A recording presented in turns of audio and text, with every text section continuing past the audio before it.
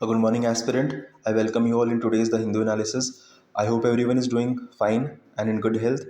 आज है 30 अप्रैल, सैटरडे का दिन है. So let's get started. तो पहला आर्टिकल है चाइना से रिलेटेड. तो चाइना ने 2 साल के बाद फाइनली अलाउ कर दिया है इंडियन स्टूडेंट्स को वापस आके अपनी स्टडीज़ कंप्लीट करने के लिए. तो यहाँ पे China will allow students to return to resume their studies after 2 year pandemic. और ये जो एग्रीमेंट है ये कब हुआ था? ये जब 25 मार्च को जब चाइना के फॉरेन मिनिस्टर वैंग यी दिल्ली आए हुए थे, तब उनके और एस जयशंकर जी के बीच में एक मीटिंग हुई थी. उस मीटिंग में डिसाइड हुआ था कि China will allow the Indian students to resume their studies. ठीक है. तो इसमें एक फैक्ट की बात है कि जो चाइना में है वहाँ पे highest number of Indian students पढ़ते हैं. So they account for the highest number of foreign students in China, जिनकी संख्या तकरीबन 20,000 है. ठीक है. और ये सब मेडिकल कॉलेजेस की पढ़ाई कर रहे हैं. तो ये यूक्रेन जैसा हाल है, जहाँ पे यूक्रेन में भी मैक्सिमम जो स्टूडेंट्स थे वो मेडिकल की पढ़ाई करने के लिए गए थे. तो same case is with China, जहाँ पे जो मैक्सिमम स्टूडेंट्स हैं वो मेडिकल की पढ़ाई कर रहे हैं. तो उस एग्रीमेंट में बात पहुंची है कि जो इंडियन स्टूडेंट्स हैं वो वापस आके अपनी पढ़ाई कंटिन्यू कर सकते हैं. और इसकी सुविधा कैसे मिलेगी? इसके लिए जो इंडियन एम्बेसी है बीजिंग में, वो एक लिस्ट तैयार कर रही है. और वो लिस्ट कैसे तैयार कर रही है कि उन्होंने अपने वेबसाइट में फॉर्म निकाले हुए हैं. उस वेबसाइट में आप अपनी डिटेल्स भरिए, और अगर आप रेडी हैं आने के लिए, so you can fill that form और आप उस लिस्ट में शामिल हो जाएंगे जो लिस्ट तैयार की जा रही है. उसके बाद you can return to China for your studies. ठीक है. और इसमें तीसरी बात क्या की गई? जो श्रीलंका है, श्रीलंका, पाकिस्तान और साउथ कोरिया, इसने भी इंडिकेशन दे रखे हैं कि that they will also send their students to resume their studies in China.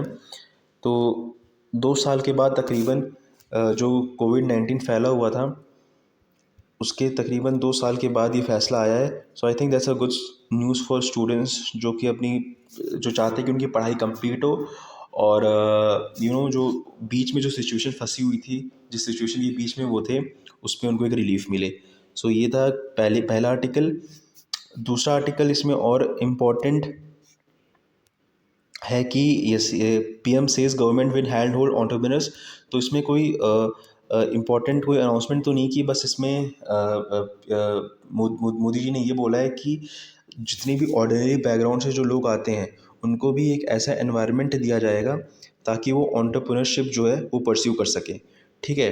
तो इसमें खाली ये बात बोली गई, और ये बात कहाँ बोली गई है? ये बात इन्होंने बोली है ग्लोबल पाटीदार बिजनेस समिट में, जो कि सूरत में ऑर्गेनाइज करवाया गया था. ठीक है. तो वहाँ पे ये बात बोली है that the government that the government is working that the government is working to create a conducive atmosphere to help people from ordinary background to become entrepreneurs. ठीक है. तो इसमें कोई अनाउंसमेंट तो नहीं किया गया है, लेकिन बस इन्होंने ये बात बोली है. उसके बाद next article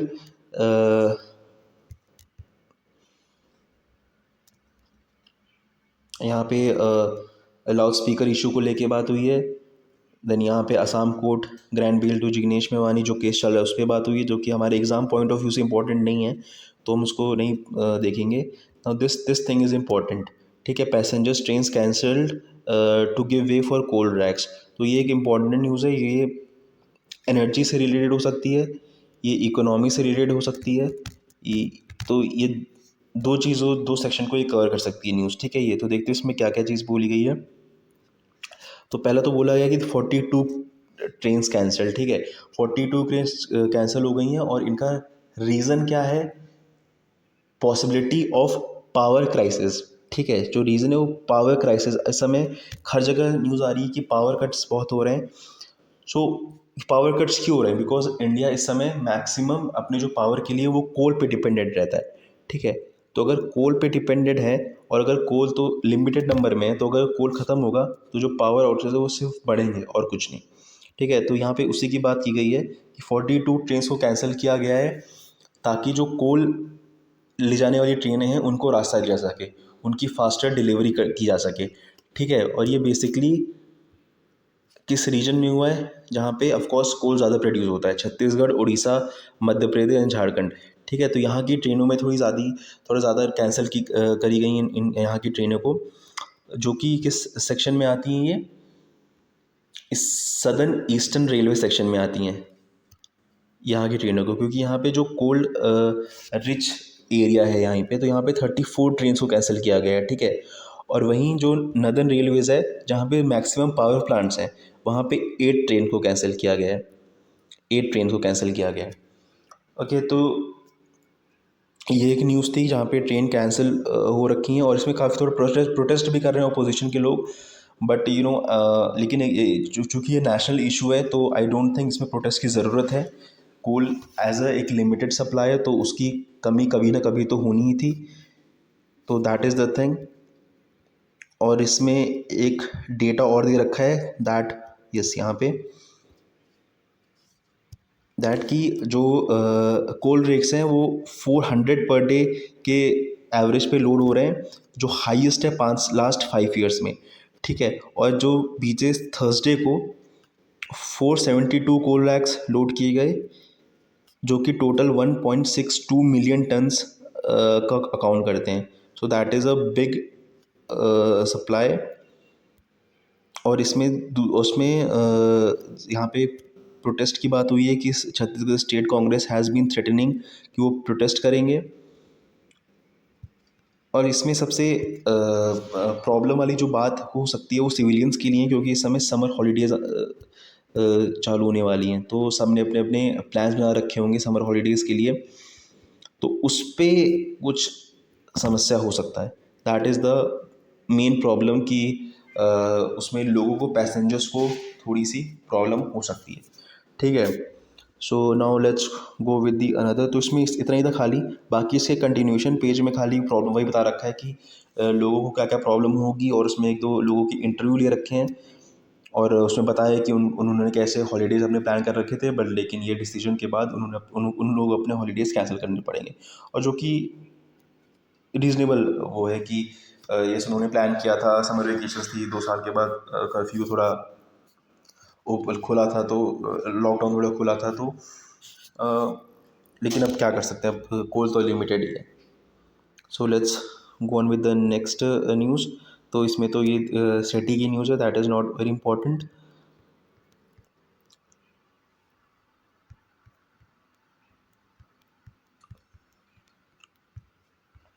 Yes. Okay. And one more information that I will cover this editorial in a separate video, because ये वीडियो बहुत लंबा हो जाते हैं इस एडिटोरियल की वजह से, क्योंकि उनको अच्छे से एक्सप्लेन भी करने पड़ते हैं। तो इसमें जो चारों आर्टिकल्स आए हैं, that is a very good, वो चारों बहुत अच्छे आर्टिकल्स हैं, एग्जाम पॉइंट ऑफ व्यू से बहुत ही बढ़िया हैं। तो मतलब इनको आप मेंस राइटिंग में या फिर प्रीलिम्स में थोड़ा बहुत यूज़ कर सकते हो। प्रीलिम मतलब एमसीक्यूज़ में थोड़ा बहुत यूज़ कर सकते हो, लेकिन राइटिंग के लिए बहुत ही अच्छे आर्टिकल्स आए हुए हैं ये चारों। ठीक है, तो ये चारों जो आर्टिकल्स बच्चे, तो इसको I will cover in next video, ताकि ये वीडियो छोटा रहे। छोटे छोटे वीडियो देखने में अच्छा लगता है, वो बड़े वीडियो एक साथ देखने में it feels like a boring lecture. तो ये शाम को हो जाएगा। So just now I am covering the main news right now. यहाँ पे फ्रॉम पेज 1 से हमने पूरा कर लिया। चाइना टू ईस्ट कब से इसमें एंट्री, इसमें वही कोविड पॉलिसी के बारे में बता रखा है कि कैसे पॉलिसी मेंटेन की जाएगी। पैसेंजर के बारे में बता रखा है कि यहाँ पे कैसे ये देखिए, यहाँ पे मैंने बताया था कि जॉनी कृष्णानी ये लोकल्स के इंटरव्यू ले रखे हैं, ताकि सिचुएशन क्या है उसको बता सकें। ओके, उसके बाद है government will handle entrepreneur says PM, वही चीज़ है। उसने बताया कि यहाँ पे और एक चीज़ बात हुई थी कि मोदी जी ने बोला था कि आप ग्रुप्स बनाइए, और उसके बाद उसको उसमें सेकेंड यहाँ पे कि आप 10 से 15 लोगों का ग्रुप बनाइए, जो एक ही एंटरप्रेन्योर, एक ही फील्ड की एंटरप्रेन्योरशिप में जाना चाहते हैं, और उसके बाद प्रॉब्लम्स मुझको बताइए, उस प्रॉब्लम्स को सॉल्व हो, वो प्रॉब्लम्स आपकी सॉल्व की जाएगी।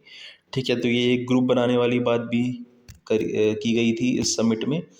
That's it. ठीक है, और इसमें नेक्स्ट देखते हैं। यस, ये एक इम्पॉर्टेंट न्यूज़ है जिसमें वायलेंस हुआ है पटियाला में। तो इसमें एक्चुअली क्या हुआ था कि एक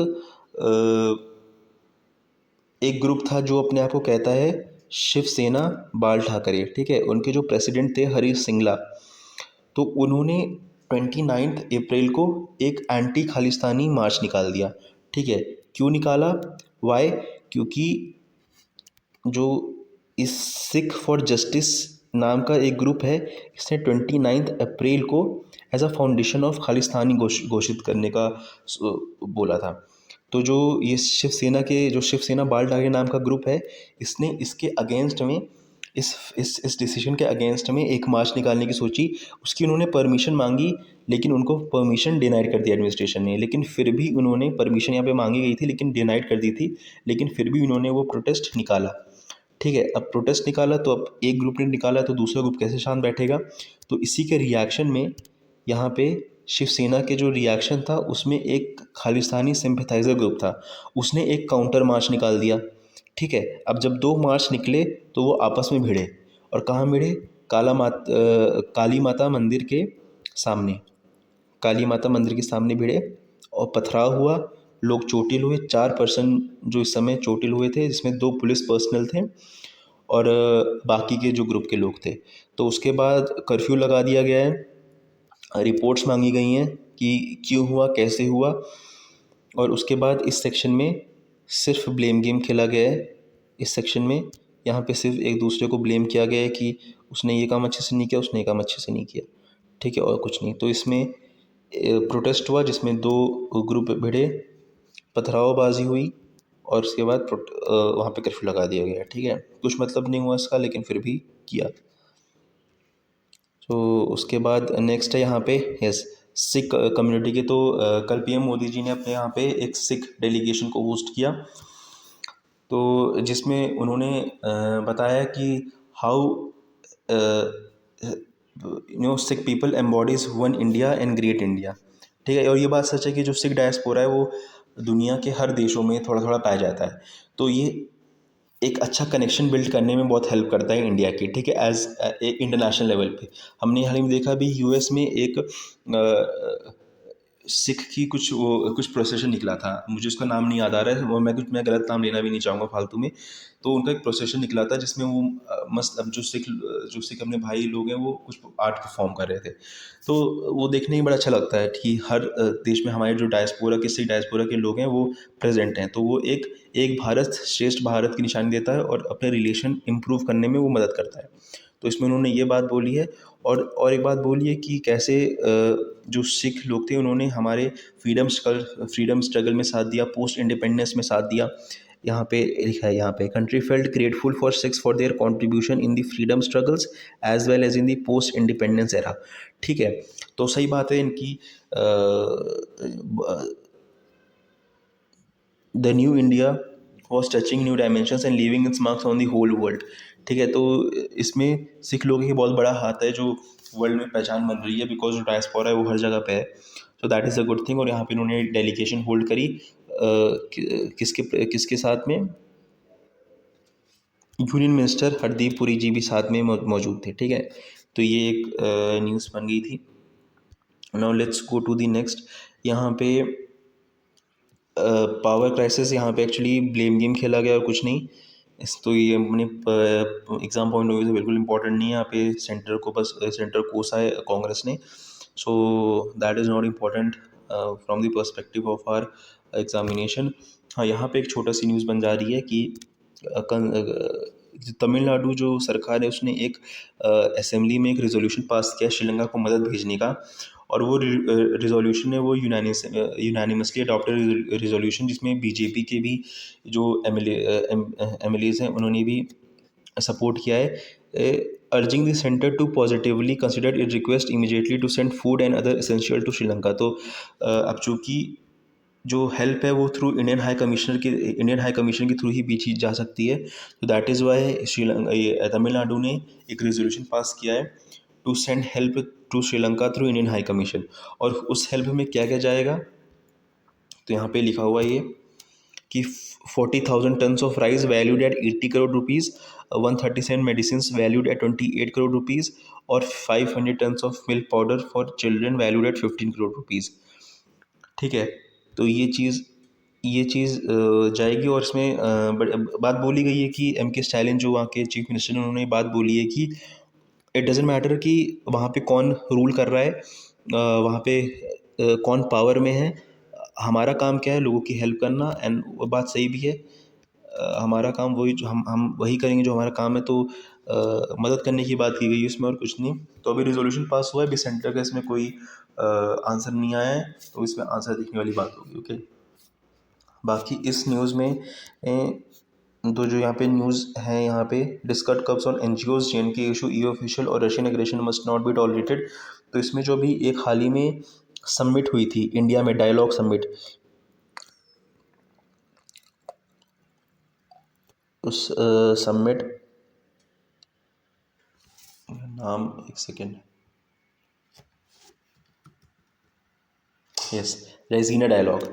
ठीक है, नाम मुझको नहीं याद आ रहा था तो मैंने सर्च कर लिया, गलत नाम बताने से अच्छा है कि सर्च ही कर लो। तो उसमें डायलॉग हुआ था, तो इसमें उसी की बात की गई है कि जो ये जीन एसलबॉर्न है, ये रेसिडेंट डायलॉग में आए थे, और ये ही वॉज अ डिप्लोमेट, और इनको डिप्लोमेसी रशिया के साथ बहुत ही एक्सटेंसिव थी। ठीक है। तो और ये इन्होंने कहा कि यूरोपियन कंट्रीज़ में रशिया को as a as a friend माना जाता था। ठीक है।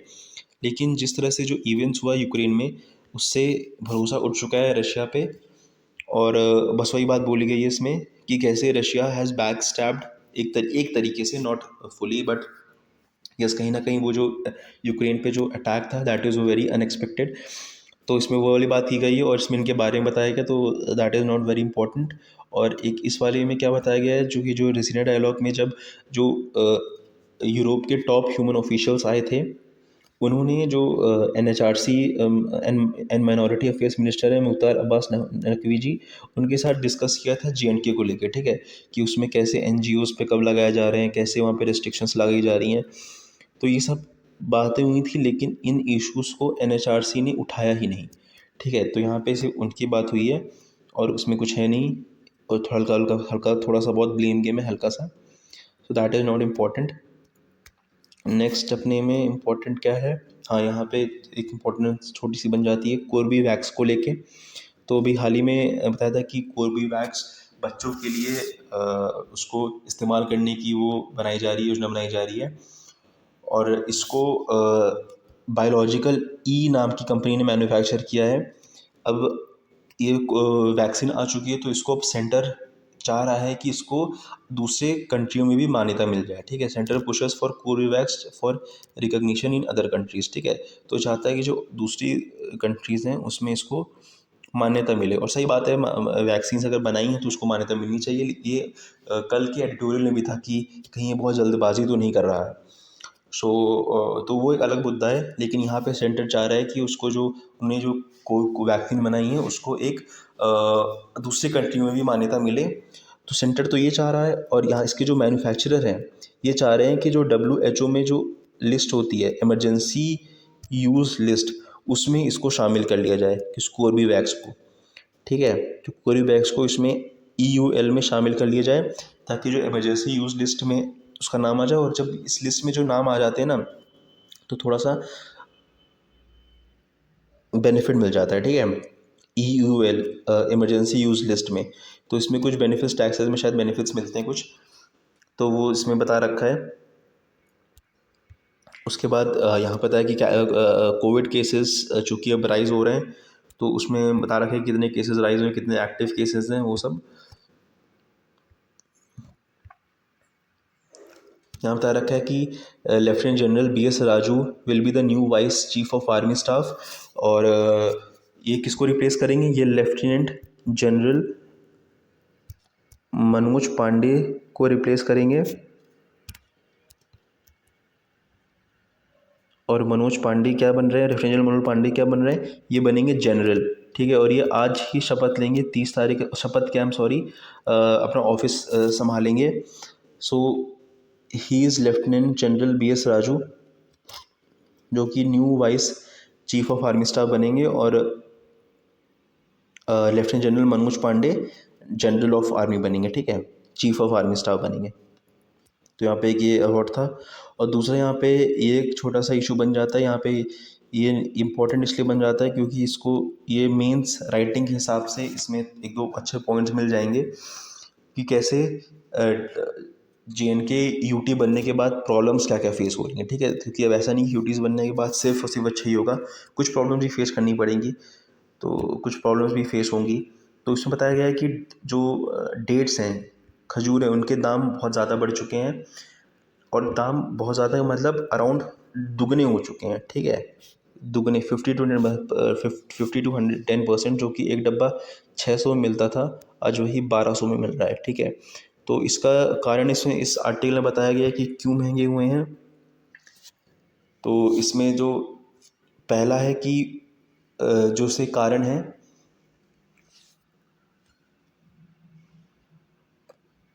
वो पहला तो है कि जो ये डेट्स हैं ये अफ़गानिस्तान से इंपोर्ट होते हैं, ठीक है। अफ़गानिस्तान से इंपोर्ट होते हैं तो वहाँ की सिचुएशन तो पता ही है कैसी हो चुकी है, तो दैट इज़ वन थिंग, ठीक है। दूसरा है कि वहाँ पे जो क्रॉस LOC ट्रेड था वो बंद हो चुका है।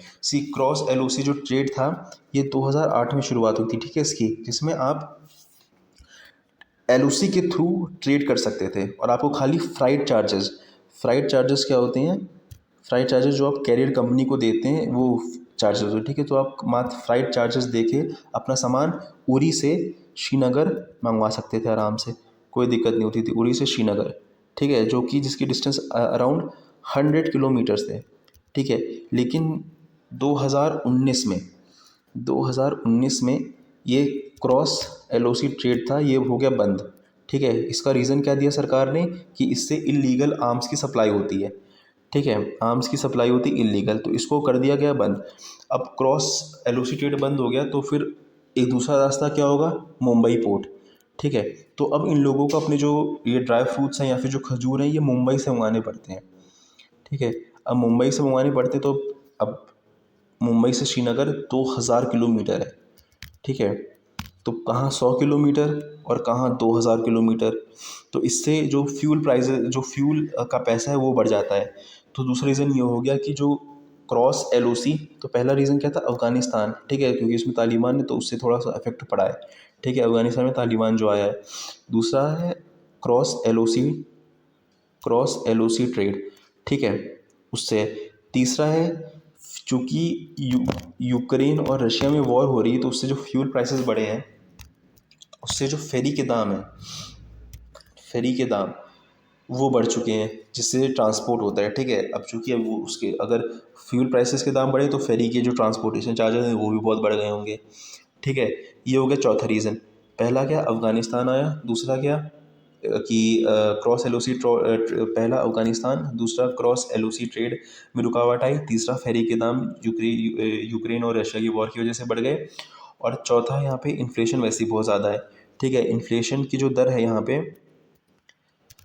दैट इज़ 7.59%, ठीक है, जो कि एवरेज से थोड़ा सा ज़्यादा है। एनुअल नेशनल एवरेज क्या है, 6.95, ठीक है, और इसकी क्या है 7.59। तो इन्फ्लेशन भी ये मार्च का बता रहा हूँ, ठीक है, ये मार्च का है। तो इन्फ्लेशन भी ज़्यादा है, तो इन चार कारणों की वजह से यहाँ पे जो डेट्स के दाम है वो बढ़ चुके हैं। और as you all know, date is one of the एक फूड है जो कि फास्ट तोड़ने में मदद करता है, ठीक है। रमज़ान के समय महीना चल रहा है तो यहाँ पे आपका जो फास्ट है वो तोड़ने में लोग डेट्स ही खाते हैं, तो दैट ही यहाँ पे इनको बड़ी समस्या हो चुकी है।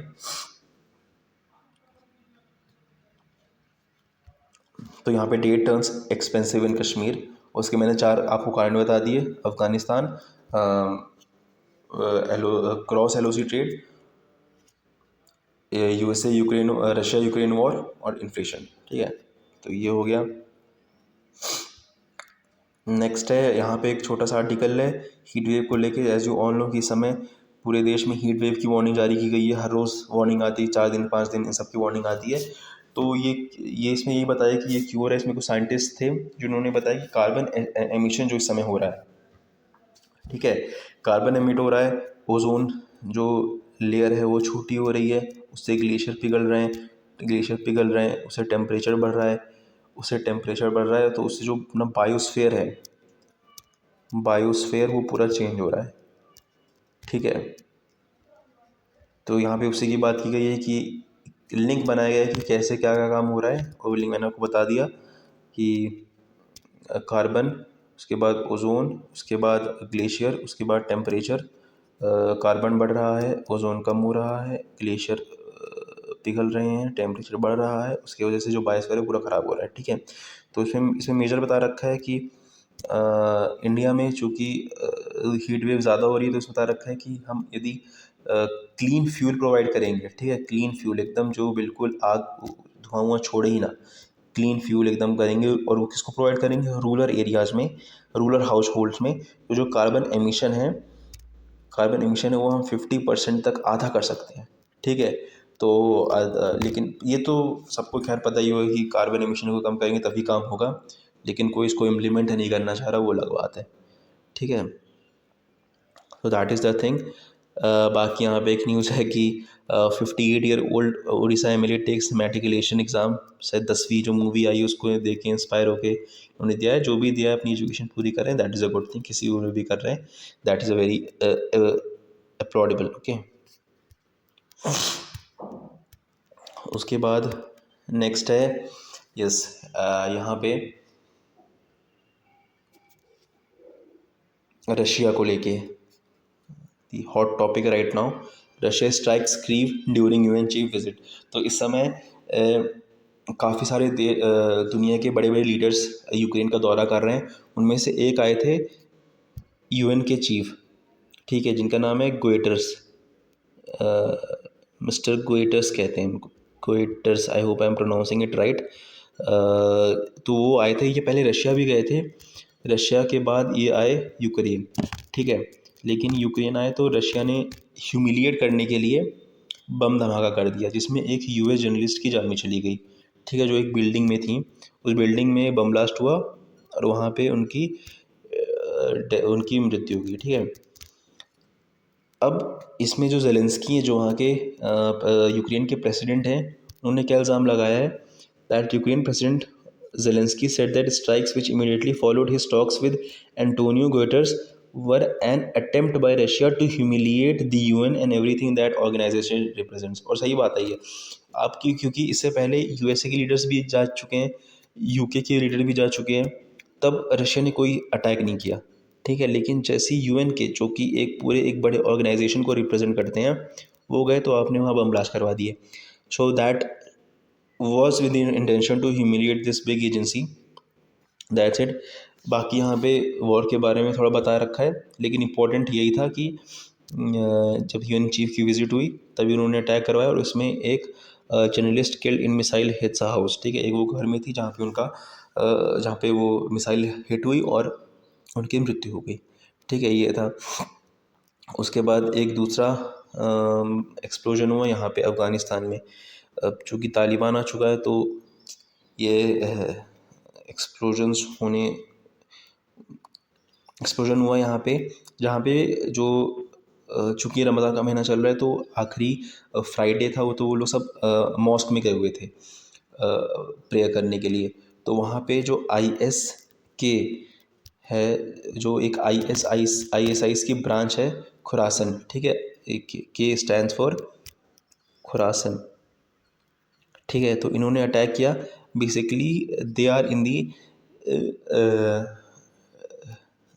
दे आर दी एनिमीज़, और we can say they are against Taliban, ठीक है, ये तालिबान के अगेंस्ट हैं। तो ये वहाँ पे रेगुलर अटैक्स करवाते रहते हैं। अब रेगुलर अटैक्स मेजॉरिटी पे तो होंगे नहीं, तो माइनॉरिटी पे ही होते हैं, ठीक है, वहाँ पे। और माइनॉरिटी वहाँ पे कौन है,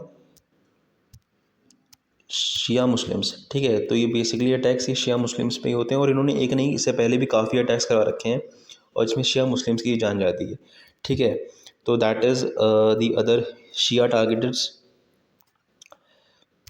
Shia targets यहाँ पे explosion was the latest in series of such blast amid relentless attacks across countries, ठीक है। तो और भी इसमें ऐसे सिमिलर अटैक्स देखने को मिले, जहाँ पे Shia Muslims were claimed by the ISIS groups regional affiliate known as Islamic State in Khorasan province of IS K, ठीक है। ये आईएसआईएस जो ग्रुप है, उसी की एक ब्रांच है यहाँ पे, ठीक है। दर्शाया। बाकी यहाँ पे बताया गया कि कितने लोग भर्ती हुए थे, कितने लोग मर चुके हैं, कोई अलग नंबर दे रहा है, कोई अलग नंबर दे रहा है, लेकिन वो है कि यहाँ पे we failed as a human, बाकी और कुछ नहीं। उसके बाद यहाँ पे एक न्यूज़ बन जाती है that Erdogan meets Saudi leader in first visit since Khashoggi killing. तो जो इस समय तुर्की के जो प्रेसिडेंट हैं तय्यप एर्दोगन, वो इस समय सऊदी अरेबिया के दौरे पर है, ठीक है। और वहाँ पे उन्होंने जो वहाँ के क्राउन प्रिंस हैं मोहम्मद बिन सलमान, उनसे मुलाकात करी है। ये फर्स्ट विजिट है after the killing of Jamal Khashoggi at Istanbul in Saudi Arabia consulate. तो क्या हुआ था कि 2018 में एक क्रिटिक थे सऊदी अरेबिया, जो उनका किंगडम है, उससे क्रिटिक थे, ठीक है, जिनका नाम था जमाल खशोगी, ठीक है, जमाल खशोगी। तो वो इस्तांबुल में थे उस समय, सऊदी अरेबिया के कंसुलेट में उनको बहुत ही ब्रूटली, बहुत ही बेरहमी से मार दिया गया था उनके, और 18 लोग थे शायद अटैक में, और उनको डिसमेंबर्ड करके, उनके मतलब बॉडी पार्ट्स काट पीट के वहीं फेंक दिया था, जिनकी बॉडी अब आज तक रिकवर नहीं हो पाई है, ठीक है। तो ये 2018 की बात थी। 2018 में, और इस जो यूएसए थी, उनकी एजेंसीज़ ने ब्लेम किया था कि इसमें मोहम्मद बिन सलमान में। जाहिर सी बात है, अगर वो इनको क्रिटिक करते थे तो, और काफ़ी एविडेंसेस भी मिले हैं कि इनके बॉडी कार्ड्स उसी दिन, इनके जो मोहम्मद बिन सलमान के बॉडी कार्ड्स थे उसी दिन उस कॉन्सुलेट में पाए गए, ठीक है। तो काफ़ी एविडेंस मिले हैं जिसके हिसाब से बताया गया है कि Mohammed bin Salman was the man responsible for his death, लेकिन कुछ प्रूव नहीं हो पाया अभी तक। एविडेंसेस तो काफ़ी मिले थे, ठीक है। तो ये 2018 के बाद ये पहली विजिट है जब दो लीडर्स मिल रहे हैं आपस में, 2022 में, तकरीबन 4 साल के बाद, 4 ईयर्स के बाद, ठीक है। तो और इसमें इस मीटिंग का एक कारण और है इस समय कि जो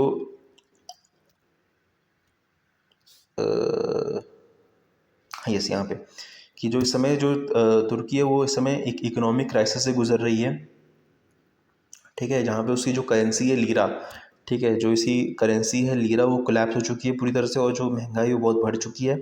तो इसी उम्मीद में जो वहाँ के प्रेसिडेंट है एर्दोगन, वो गए हैं ताकि वो he can draw some help from Gulf countries. तो ये वहाँ के दौरे पे गए हैं, और उसके बाद वो मक्का भी गए वहाँ पे, यहाँ पे लिखा हुआ कहीं पे,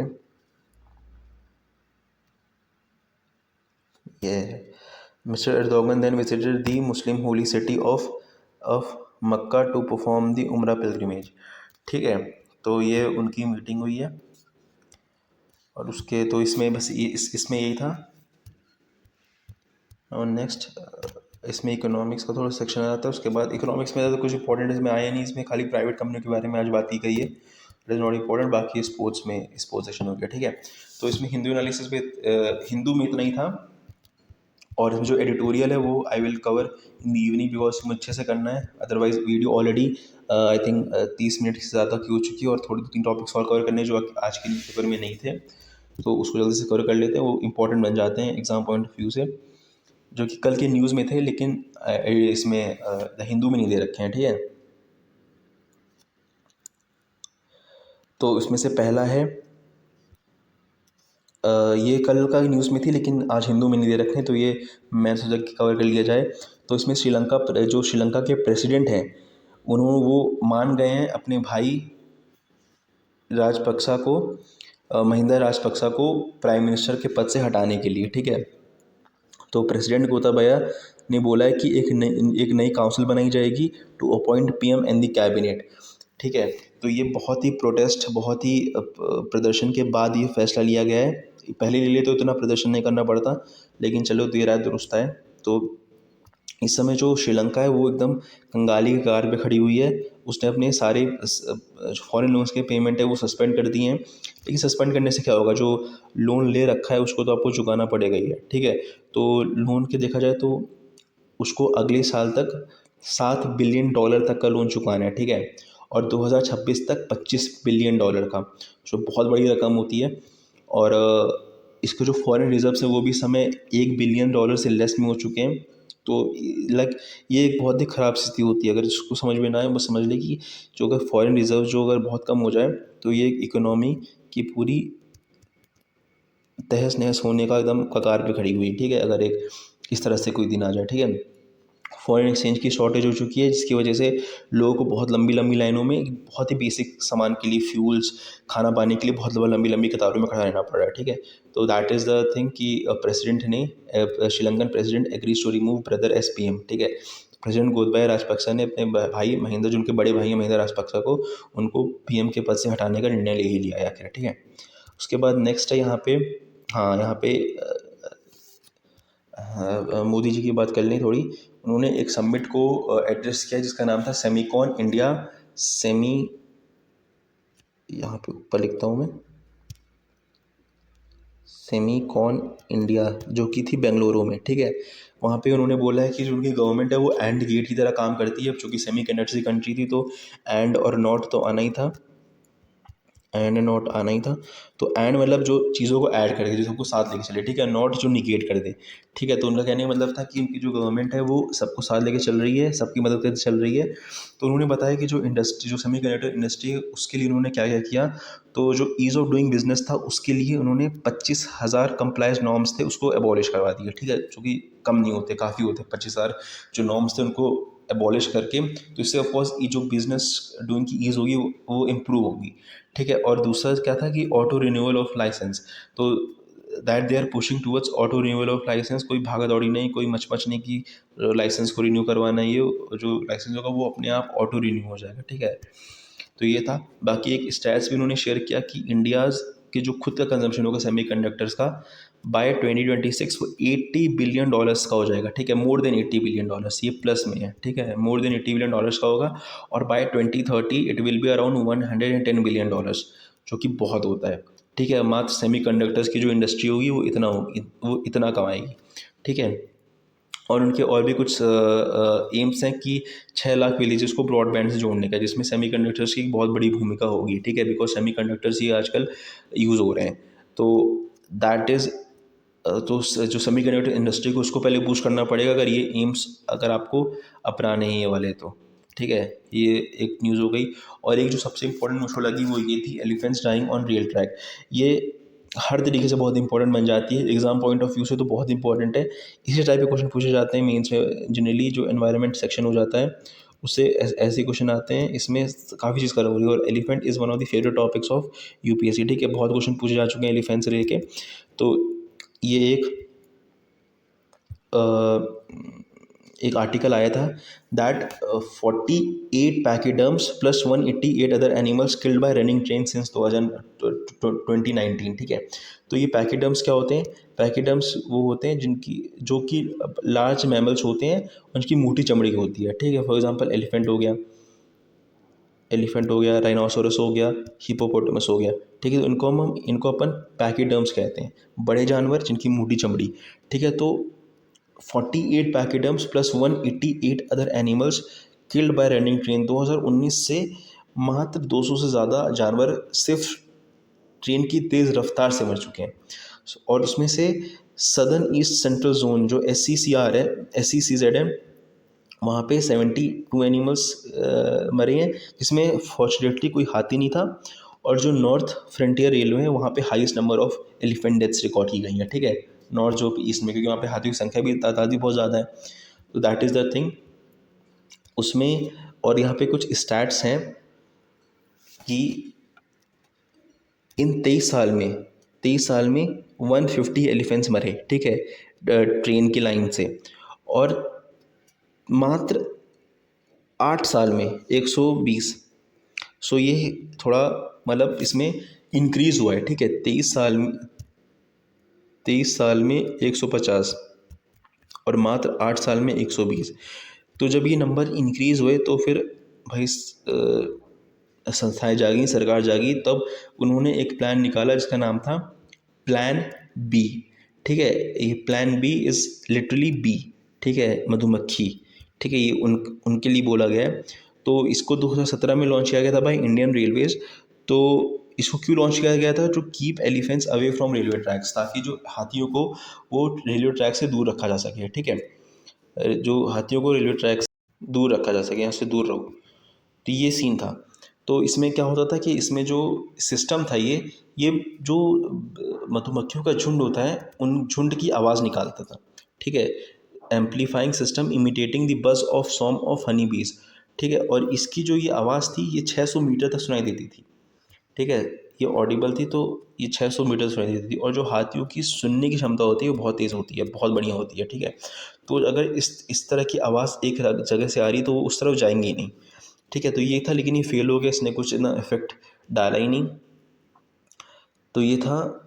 और इसमें एक स्टैट और था कि मात्र 2 साल में 35 पैकेटम्स, मतलब इसमें हाथी भी हैं, इसमें राइनोसॉरस भी हैं, इसमें हिप्पोपोटामस भी हैं, ठीक है। तो इनकी डेथ हुई है। तो इन सब चीज़ों को इन सब चीज़ों ने फोर्स किया कि आप एक नया प्लान लेकर आए, जो कि प्लान बी के तहत में आया, लेकिन फिर वो भी बचा नहीं पाया, क्योंकि ये स्टैट इसके वो दे रहा है कि 48 पैकेटम्स फिर भी मारे गए हैं, ठीक है। तो और क्या क्या मेजर्स ले सकते हैं, ये मेजर्स बहुत इंपॉर्टेंट है यहाँ पे, ये मेजर्स बहुत इंपॉर्टेंट है। तो आप पहले क्या कर सकते हो, पहले आप real time monitoring of elephant movement कर सकते हैं, ठीक है। तो जो जो हाथी होते हैं वो ऑलवेज झुंड में चलते हैं, ठीक है। और तो आप उसमें किसी एक हाथी पे, स्पेशली फीमेल, क्योंकि वो लीडर होती हैं, तो उस पर आप एक ट्रैकर लगा सकते हो, ठीक है। जब तो जहाँ जहाँ वो लोग जाएंगे वहाँ वहाँ पता चल जाएगी कि अभी यहाँ जा रहे हैं। तो उस जगह अगर कोई रेल कॉरिडोर आता है या रेलवे ट्रैक आता है तो वहाँ पे आप बोल सकते हो कि आप स्पीड कम रखो, ठीक है। तो दैट इज़ अ थिंग, ये आप कर सकते हो, या स्पीड कम रखो या फिर वहाँ उस ट्रैक से ट्रेन निकालो ही मत कुछ समय के लिए, ठीक है। एक आप ये कर सकते हो, real time monitoring of elephant movement. दूसरा कर सकते हो इस इम्पोजिंग स्पीड रेस्ट्रिक्शंस, जो ट्रेन होती हैं उन पे अब जब वो एलिफेंट कॉरिडोर में पहुँचें तो आप स्पीड जो होती है ट्रेन की उस पर रेस्ट्रिक्शन लगा दो, स्पीड जो उसको कम कर दो, जैसे ही वो एलिफेंट कॉरिडोर में पहुँचे स्पीड कम कर दो, ठीक है। ये हो सकता है। दूसरा साइन बोर्ड्स लगा दो, एलिफेंट जो एलिफेंट कॉरिडोर्स होते हैं, एलिफेंट कॉरिडोर्स होते हैं वहाँ पे आप साइन लगा दो कि एलिफेंट्स अहेड, तो ताकि ड्राइवर समझ जाए कि यहाँ पे स्पीड कम रखनी है, ठीक है। दूसरा हो सकता है कंस्ट्रक्टिंग रैम्प और अंडरपास फॉर एलिफेंट क्रॉसिंग, ठीक है। अगर एक क्रॉसिंग है तो आप उसमें से ऊपर जाने से का रास्ता बना दो या फिर नीचे से निकलने का रास्ता बना दो। तो इस तरह से they can cross through this, ठीक है, वो ट्रैक से नहीं जा पाएंगे। और हो सकता है कि आप जो ट्रैक के आसपास का फॉरेस्ट है, जो ट्रैक के आसपास का जो फॉरेस्ट है, ये जो फॉरेस्ट है आसपास का, यहाँ पे जो नहीं दिखता लोगों को, ठीक है, इसको आप हटा दो, इसको आप क्लियर कर दो, तो यहाँ पे सिर्फ ट्रैक्स होगा तो वो दिखने लग जाएगा, ठीक है, हाथियों को, नो सॉरी, ड्राइवर्स को, कि जैसे यहाँ पे हाथी दिख सकते हैं उनको, मतलब उनकी विजिबिलिटी क्लियर हो जाएगी, ठीक है। और तीसरा है और आखिरी है कि आप you can employ elephant trackers, जो कि लोकल पीपल होते हैं, जो इनको पता होता है कि एलिफेंट को कैसे ट्रैक करते हैं। तो you can also use them and they can like वो कनेक्ट कर सकते हैं रेलवे बोर्ड को कि यहाँ पे हाथी का झुंड यहाँ पाया गया है, तो वहाँ पे दे कैन रिड्यूस स्पीड, और उसके बाद उसके अकॉर्डिंगली वो फैसला काफ़ी सारे ले सकते हैं, तो जाए कि हाथी कहाँ पर है। तो ये कुछ मेजर्स है जो यूज़ किए जा सकते हैं हाथियों की जो किलिंग हो रही है रनिंग ट्रेन से, जो कि बहुत ही एक फालतू कारण है एक किसी की जानवर का मृत्यु का। तो जिसे हम, क्योंकि हम इसमें बहुत कुछ काम कर सकते हैं, इससे हम बचा सकते हैं, so that can be done to to to tackle this issue. तो इसमें ये 3 इशू थे जो मुझे लगा कवर करने चाहिए, कल के न्यूज़पेपर में थे, आज की हिंदू एनालिसिस में नहीं थे, आई डोंट नो व्हाई। तो इसको यहाँ पे कवर हो गया। बाकी एडिटोरियल शाम को आ जाएंगे। So that's it. If you like this video for any reason please do like, subscribe, और अगर कोई सजेशन है तो प्लीज़ कमेंट करके उसको बताइए। And you can also join the Telegram group, जिसका लिंक नीचे होगा। You can also follow me on Instagram, our page on Instagram, जहाँ पे थोड़े बहुत अपडेट्स आते रहते हैं। अपडेट्स क्या, क्विज़ेज़ आ गए, इन्फॉर्मेशन आ गए, वो सब उसमें आपको मिल जाएगा। And I know this is the first video, ये थोड़ी सी मेरी एनालिसिस इतनी परफेक्ट नहीं होगी, लेकिन मैंने कल भी बोला था कि एक मुझे चाइनीज़ का कुछ चीज़ पसंद नहीं है, लेकिन उसकी एक प्रोवर्ब मुझे बड़ी अच्छी लगती है, that a journey of 1000 miles always begins with a single step. तो ये सिंगल स्टेप है। So thank you so much everyone, thank you for joining me. जय हिंद, गुड बाय।